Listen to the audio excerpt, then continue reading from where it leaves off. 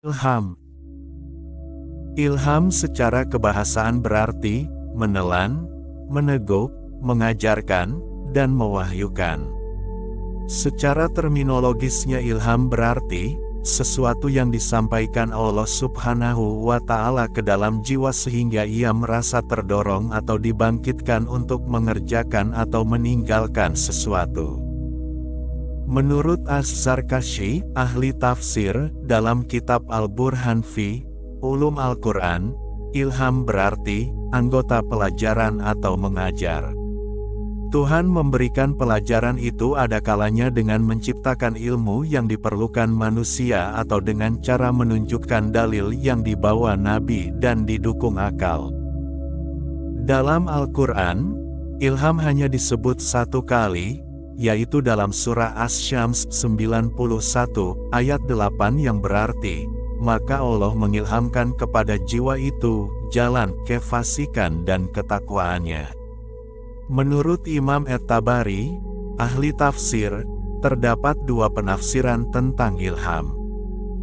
Satu, Allah Subhanahu wa Ta'ala menjelaskan sesuatu pada nafs jiwa yang pantas untuk dikerjakan atau dicintai, baik berupa kebaikan atau keburukan, dan dua, Allah Subhanahu wa Ta'ala menjadikan kefasikan dan ketakwaan dalam jiwa. Mana saja yang dominan di antara kedua itu akan berpengaruh terhadap perilaku manusia. Menurut Muhammad Abduh, definisi ilham adalah perasaan halus yang membuat jiwa merasa yakin dan terdorong pada apa yang dicarinya, tanpa merasa atau mengetahui dari mana datangnya. Allah Subhanahu wa Ta'ala dikenal melalui dua jalan. Satu, Allah Subhanahu wa Ta'ala memberi ilham kepada sebagian manusia untuk mengetahuinya, dan dua, Allah Subhanahu wa Ta'ala memberikan wahyu kepada para nabi untuk menyampaikan ajarannya kepada umat manusia. Ilham memiliki persamaan dengan wahyu. Keduanya merupakan media penerimaan ilmu pengetahuan atau pengetahuan yang diperoleh secara cepat dan rahasia dalam jiwa tanpa dipelajari lebih dahulu.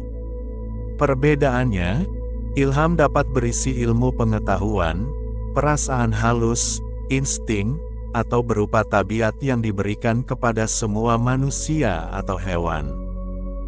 Adapun wahyu diberikan khusus kepada nabi yang datangnya dari Allah Subhanahu wa Ta'ala melalui malaikat dan ada kewajiban untuk menyampaikannya kepada seluruh manusia. Pendapat lain menyebutkan, ilham merupakan emanasi dari Allah Subhanahu wa Ta'ala namun tidak diketahui bagaimana dan mengapa ilham itu diturunkan. Ada perbedaan ilham dengan ilmu. Ilmu merupakan sesuatu yang dipelajari, bersandar pada pemikiran dan penyelidikan, serta memerlukan usaha yang terus-menerus, sedangkan ilham adalah sesuatu yang diperoleh tanpa melalui proses pemikiran dan penyelidikan serta tidak memerlukan usaha untuk mempelajarinya. Ilham juga berbeda dengan rasa was-was atau keraguan hati. Ilham datang melalui akal faal, malaikat, sedangkan was-was datang dari setan. Menurut Imam Al-Ghazali, 1058 Masehi 19 Desember tahun 1111 Masehi, jika berupa kebaikan, pengetahuan itu dapat disebut ilham, dan apabila berupa kejelekan maka itu adalah was-was yang datang dari setan. Bagi Sufi, ilham mempunyai arti penting dalam kaitannya dengan tujuan mereka mencapai makrifat atau mahabbah kepada Allah Subhanahu wa Ta'ala.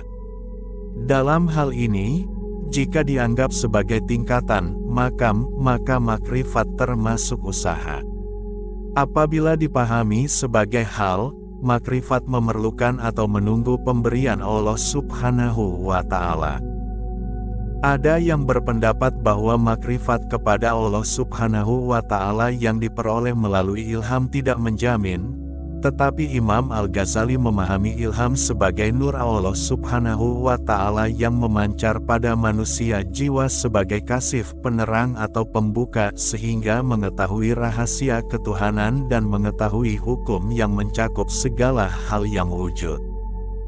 Secara umum dapat dipahami bahwa ilham dapat diperoleh tanpa usaha. Namun Allah Subhanahu wa Ta'ala menurunkan ilham tertentu kepada orang yang memang pantas untuk diterima. Mereka melakukan usaha, meskipun pada akhirnya menunggu pemberian dari Allah Subhanahu wa Ta'ala.